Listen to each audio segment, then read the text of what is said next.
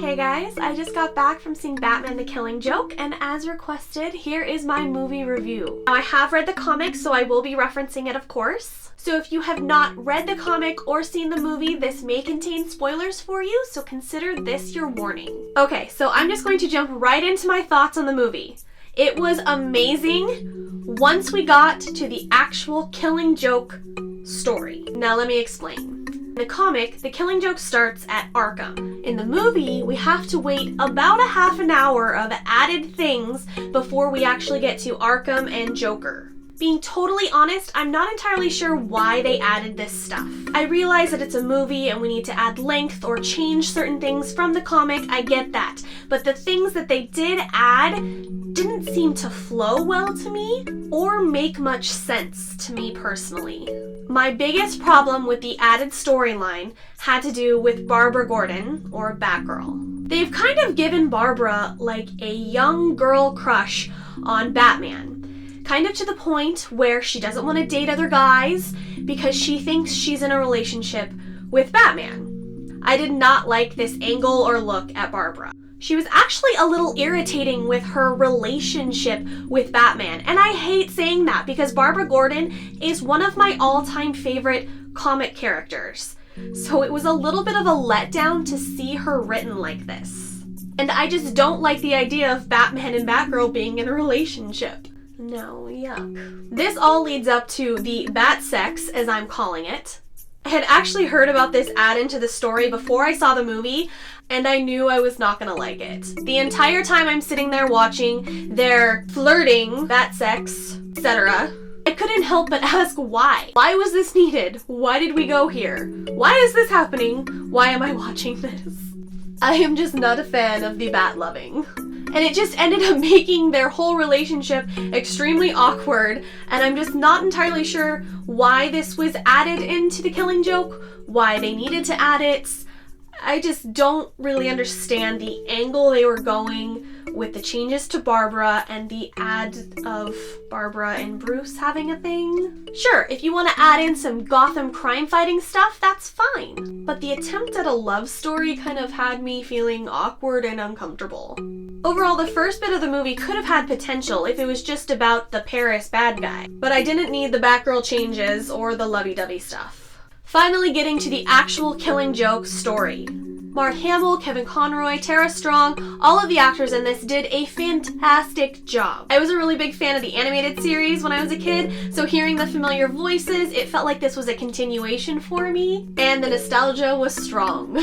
Mark Hamill's Joker was amazing, as usual, which is important because Joker is the main part to the Killing Joke. We of course have the present-day crazy Joker that we all know and love, but then we also get a flashback Joker, when Joker was just a regular guy. I was curious on how Mark Hamill was going to adjust his voice for the flashbacks. It still needed to have a little bit of that Joker edge, but it couldn't be full crazy. Of course, Mark Hamill pulled it off, and I thought he did a fantastic job in every version of the Joker. The Killing Joke is known to have a darker storyline and contain some more mature themes. The movie was rated R, and thankfully no one brought their children to see this movie, at least in my theater. One of the biggest events in The Killing Joke, at least to me, is when Barbara gets shot. Brutal in the comic, and of course it was brutal in the movie as well. Barbara opens the door to find the Joker, where he shoots her point blank, and then she flings across the room and crashes into the coffee table. Of course, the bullet hit her spine, and this is very important because this is essentially the moment that we paralyze Batgirl. Another more mature part to this story, you could say, is the fact that Joker strips Barbara of her clothes and proceeds to take pictures of her, which he later used in an attempt to drive Commissioner Gordon mad. There is a lot of debate over this scene. I've read and had conversations about it before I read the comic myself, after I read the comic, and now after seeing the movie, there's still debates. People debate whether or not Barbara was raped in this scene. And I remember it causing a bunch of controversy. And the movie really doesn't give us an answer. I guess it's kind of like the comic and is left up to the reader or now the viewer's interpretation. Nothing is confirmed, it is very much like the comic. Now, I've read both arguments. I tend to side with the ones that say that she wasn't raped in this scene, and that Joker was just using the photographs to push or fuck with everybody's minds, you could say. It was was just another way to try and push Commissioner Gordon off his edge. But that's just how I personally took it when I read the comic, and even after seeing the movie now, that's still how I kind of take it. But as I said, it's kind of up for your interpretation. I did think the flashbacks were well done. As I said, Mark Hamill did a great job. He really does a fantastic job at capturing the Joker in all walks of life, you could say. And just like the comic, we do kind of get a theme of feeling sorry for the Joker. Seeing his backstory, seeing some horrible things that happened to him is very sad. But then we also remember the horrible person he is today and all the bad things he's done. Confirmation of Barbara's paralyzed state was sad for me at the hospital scene, and I thought it was well adjusted from the comic to this big screen. It's heartbreaking, of course, especially being a huge fan of Barbara and Batgirl. The scene between Batman and Barbara at the hospital, I almost lean more towards the comic now because the feel of the scene felt different because they had tried to shove in a relationship, you know. They tried to shove in the lovey-dovey BS at the beginning, and so that scene felt like it had a different feel to it. So I kind of liked the comic feel better, where there wasn't a Batgirl-Batman relationship going on. But the emotions were there for Barbara and being worried about her father and remembering the Joker, and Tara Strong did a really great job at conveying that emotion.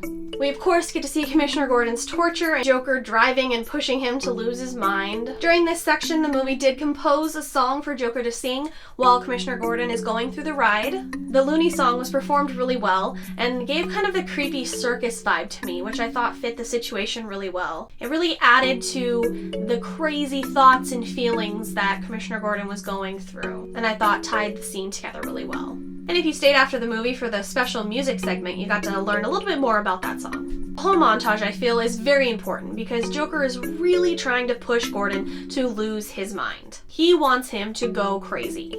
This is the part where we see the photos of Barbara as he's going through the ride. She is naked and crying and bleeding, which goes back to what I previously said about people's thoughts and the controversy regarding that scene. But as I said, nothing was really confirmed in that, so you just kind of have to go with your own opinion. Either way, it is not a wonderful thing for a father to see.